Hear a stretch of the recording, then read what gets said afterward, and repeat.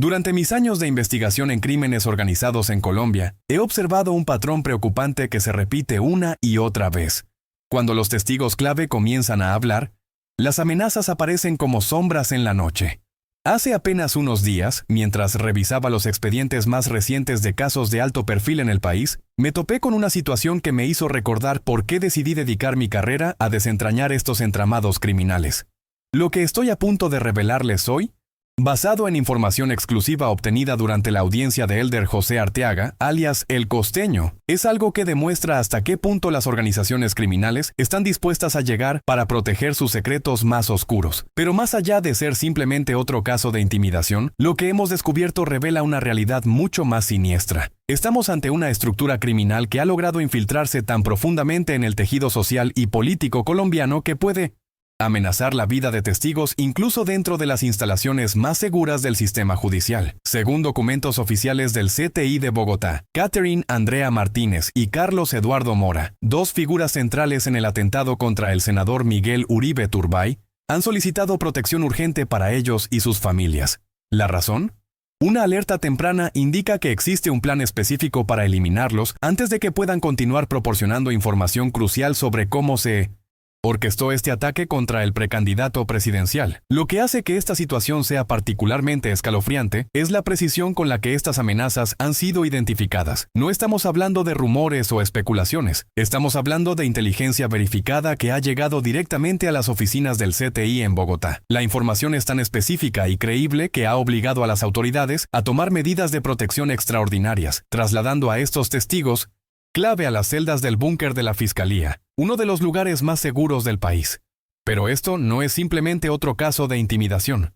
Lo que mis fuentes me han confirmado es que estamos ante una estructura criminal con alcances que van mucho más allá de lo que inicialmente se pensaba. La fiscal del caso fue contundente durante la audiencia. Señalan que esta es una estructura criminal muy peligrosa, con muchos alcances y que podría tener riesgo su vida. Esta declaración nos lleva a preguntarnos, ¿qué tan profunda es realmente esta red criminal? ¿Hasta dónde están dispuestos a llegar para silenciar a quienes conocen la verdad? ¿Y qué nos dice esto sobre el estado de la justicia en Colombia cuando los testigos necesitan protección dentro de las instalaciones de la propia Fiscalía? Para comprender la magnitud de lo que estamos enfrentando, debemos retroceder al sábado 7 de junio de 2025, cuando el senador Miguel Uribe Turbay fue atacado durante un acto público en el barrio Modelia, al occidente de Bogotá. Este no fue un crimen pasional ni un acto aislado de violencia urbana. Según las investigaciones, fue un atentado cuidadosamente planificado por una organización criminal con la capacidad de movilizar recursos, armas y personal especializado. Pero para entender realmente la complejidad de esta operación, necesitamos examinar el contexto político en el que se desarrolló. Miguel Uribe Turbay no era simplemente otro senador, era un precandidato presidencial con una posición política clara y contundente. Su figura representaba algo más que una persona. Representaba un obstáculo para ciertos intereses que, como veremos, estaban dispuestos a eliminarlo físicamente. La elección del barrio Modelia para el atentado no fue casual. Este sector de Bogotá, conocido por su actividad comercial y flujo constante de personas, proporcionaba la cobertura perfecta para un ataque de este tipo. Los criminales sabían que la confusión inicial y la densidad poblacional les darían los minutos cruciales necesarios para ejecutar su plan y desaparecer entre la multitud. Las primeras horas después del atentado fueron críticas. Mientras Miguel Uribe Turbay luchaba por su vida en el hospital, los investigadores se enfrentaban a un rompecabezas complejo que inicialmente parecía no tener suficientes piezas. Sin embargo, un detalle aparentemente insignificante se convertiría en la clave que abriría todo el caso. Un comparendo de tránsito. El papel de Catherine Andrea Martínez en este entramado es particularmente revelador. Ella no fue simplemente una espectadora que se encontró en el lugar equivocado en el momento equivocado. Las evidencias indican que fue ella quien entregó el arma al joven que disparó contra Uribe Turbay. Esta acción requiere de una confianza y coordinación que solo se desarrolla dentro de estructuras criminales bien establecidas. Por otro lado, Carlos Eduardo Mora, identificado como el conductor del Chevrolet Spark gris utilizado en el Finio 100 atentado, representa otro eslabón crucial en esta cadena criminal. Su función no era meramente logística. Era el encargado de asegurar la ruta de escape y la coordinación temporal del ataque. Un comparendo de tránsito aparentemente menor se convirtió en la clave que permitió a las autoridades identificar y seguir el rastro hasta los responsables. Pero aquí es donde la situación se vuelve verdaderamente alarmante. El CTI de Bogotá no solo recibió una alerta sobre posibles amenazas contra estos testigos, recibió información específica sobre un plan para afectar precisamente a las personas que están vinculadas al caso. En términos más directos, existe un complot para asesinar a quienes pueden testimoniar contra los verdaderos cerebros de esta operación. La sección de análisis criminal de Bogotá fue clara en su advertencia. Existe un riesgo real de que se induzca a los testigos a declarar falsamente, o peor aún, que se les elimine por completo. Como resultado, tanto Carlos Mora como Catherine Martínez se encuentran actualmente en las celdas del búnker de la Fiscalía, bajo medidas de seguridad extraordinarias. Elder José Arteaga, conocido como El Costeño o Chipi, emerge como una figura central en esta estructura criminal. Según las investigaciones, desde aproximadamente 2022, ha sido parte activa de una organización criminal cuyo alcance y peligrosidad apenas estamos comenzando a comprender. Su rol no se limitaba a ser un simple sicario, era el encargado de coordinar el traslado de armas y explosivos, así como los aspectos logísticos para la comisión de homicidios en múltiples barrios de Bogotá, incluyendo La Estanzuela, Bosa, Las Cruces, Las Américas y Teusaquillo. Pero lo que hace que El Costeño sea particularmente significativo en este caso no es solo su historial criminal, sino la sofisticación de las operaciones que coordinaba. Estamos hablando de alguien que no simplemente ejecutaba órdenes, sino que planificaba y coordinaba ataques complejos que requerían sincronización milimétrica, conocimiento del terreno y una red de contactos que abarcaba desde proveedores de armas hasta conductores especializados en rutas de escape. Los barrios donde operaba El Costeño nos cuentan una historia por sí solos. La Estanzuela, Bosa, Las Cruces, Las Américas, Teusaquillo. Estos no son sectores elegidos al azar. Cada uno representa un punto estratégico en el mapa criminal de Bogotá, con características específicas que los hacen ideales para diferentes tipos de operaciones. La Estanzuela, por ejemplo, con su densa población y calles estrechas, es perfecta para emboscadas rápidas. Bosa, con su extensión y múltiples vías de acceso, facilita las rutas de escape. Las Cruces, con su actividad comercial constante, proporciona cobertura para el movimiento de armas y personal. La investigación policial, que incluyó la revisión exhaustiva de cámaras de seguridad y el análisis de videos, ha identificado a 10 sospechosos principales del atentado. A la fecha, 5 han sido capturados, pero la pregunta que permanece es, ¿quiénes son los 5 restantes y qué tan alto llega esta red criminal? Esta cifra de 10 sospechosos nos revela algo crucial sobre la naturaleza de esta operación. No estamos hablando de un grupo pequeño de delincuentes comunes. 10 personas involucradas en un solo atentado sugiere una división del trabajo altamente especializada. Planificadores, proveedores de armas, conductores, sicarios, observadores, coordinadores de comunicaciones y posiblemente infiltrados en diferentes niveles del sistema. Lo que hace que este caso sea particularmente preocupante es que no estamos hablando de un grupo criminal común. Las autoridades han identificado una estructura con la capacidad de planificar atentados contra figuras políticas de alto perfil, mantener células operativas en múltiples sectores de la capital y ahora amenazar a testigos dentro del propio sistema judicial. Mientras tanto, el senador Miguel Uribe Turbay continúa luchando por su vida en la unidad de cuidados intensivos de la Fundación Santa Fe de Bogotá. El más reciente comunicado médico, emitido el 14 de julio, indica que aunque ha mostrado una respuesta clínica favorable y estable, su pronóstico neurológico se mantiene reservado.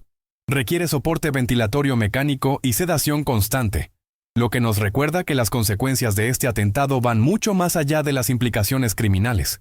El comunicado médico más reciente proporciona algunos detalles esperanzadores pero también preocupantes. Las imágenes diagnósticas realizadas, incluyendo resonancia magnética, tomografía y Doppler, muestran signos de mejoría. Sin embargo, el hecho de que el senador aún requiera soporte ventilatorio mecánico y sedación constante después de más de un mes, nos indica la severidad de las heridas infligidas. El protocolo de neurorehabilitación que ha sido iniciado sugiere que los médicos están preparándose para un proceso de recuperación largo y complejo.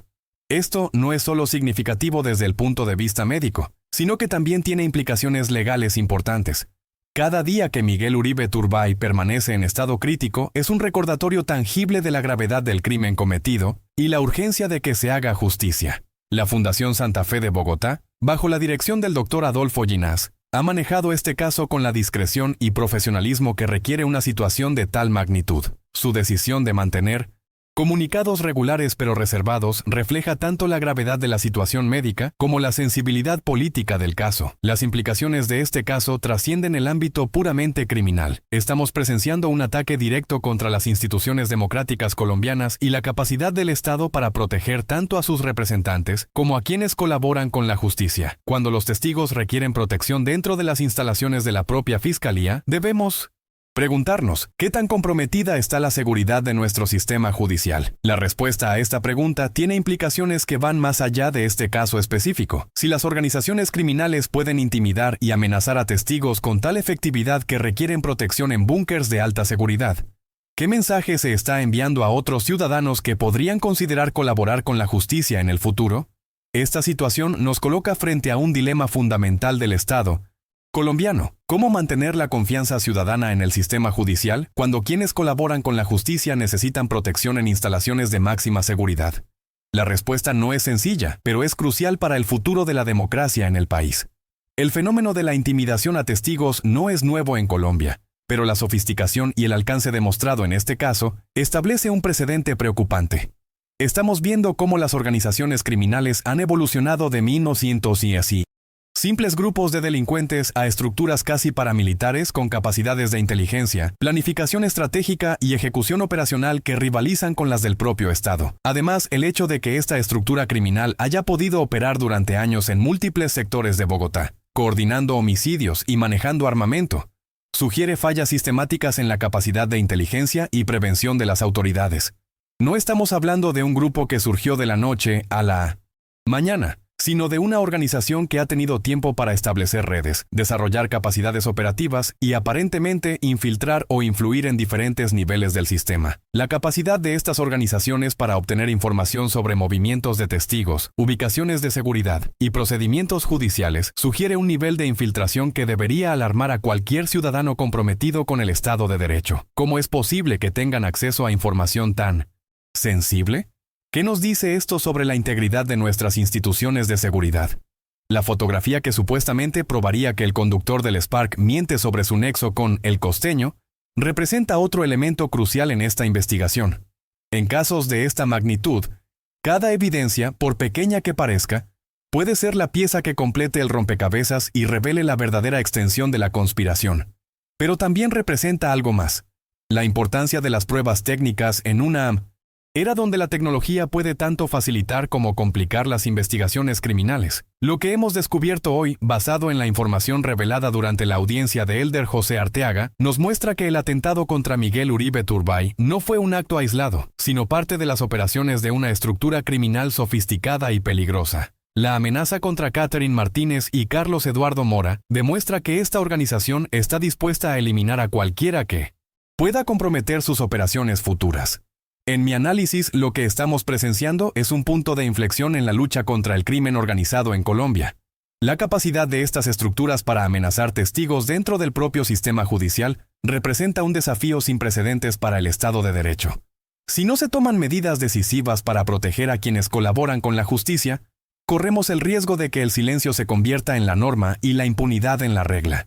Pero hay algo más profundo en juego aquí. Este caso nos está mostrando cómo las organizaciones criminales han evolucionado hasta convertirse en verdaderos actores políticos que utilizan la violencia no solo para defender sus intereses económicos, sino para influir directamente en el proceso democrático.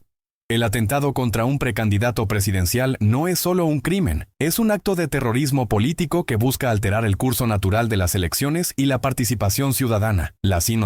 Pregunta que debemos hacernos como sociedad es: ¿hasta qué punto estamos dispuestos a permitir que estas organizaciones dicten quién puede o no puede participar en la vida política del país? La respuesta a esta pregunta determinará no solo el futuro de este caso específico, sino el futuro de la democracia colombiana. Las lecciones de casos similares en otros países nos enseñan que cuando las organizaciones criminales logran intimidar exitosamente a testigos y víctimas, establecen un precedente que puede destruir la confianza ciudadana en el sistema judicial durante décadas. Italia en los años 70 y 80, México en los 90 y varios países centroamericanos en las últimas décadas, todos enfrentaron situaciones similares donde la intimidación a testigos se convirtió en una herramienta efectiva para garantizar la impunidad. Colombia no puede permitirse seguir ese camino. La protección de Catherine Martínez y Carlos Eduardo Mora No es solo una cuestión de seguridad individual. Es una prueba de sí, no, sí, no, sí, así. Fuego para determinar si el Estado colombiano tiene la capacidad y la voluntad de proteger a quienes colaboran con la justicia, sin importar las amenazas que enfrenten. El futuro de este caso dependerá en gran medida de la capacidad de las autoridades para garantizar que estos testigos puedan declarar sin temor a represalias, pero también dependerá de la capacidad de la sociedad colombiana para rechazar categóricamente cualquier intento de silenciar a quienes buscan que se haga justicia. Recuperación de Miguel Uribe Turbay. Aunque lenta y compleja, representa un símbolo de resistencia contra quienes pretenden utilizar la violencia para silenciar voces democráticas. Cada día que permanece luchando por su vida es un recordatorio de que la democracia colombiana también está luchando por su supervivencia frente a amenazas que van mucho más allá de lo que tradicionalmente hemos considerado como crimen organizado. ¿Qué opinas sobre esta escalada de amenazas contra testigos clave? ¿Crees que el sistema judicial colombiano está preparado para enfrentar organizaciones criminales de esta magnitud? ¿Has observado patrones similares en otros casos de alto perfil? Comparte tu perspectiva en los comentarios. Leo cada uno de ellos y valoro enormemente tu punto de vista. Si este análisis profundo te ha proporcionado información valiosa que no encontrarás en los medios tradicionales, no olvides dar me gusta para apoyar este tipo de investigación independiente. Suscríbete y activas las notificaciones para mantenerte informado sobre los desarrollos de este caso y otros análisis críticos de la realidad colombiana. Para explorar más sobre cómo operan las estructuras criminales en Colombia, te recomiendo ver el video que aparece en tu pantalla ahora mismo. Y si quieres acceder a material exclusivo y análisis más profundos, encontrarás el enlace en la descripción del video. No te lo pierdas.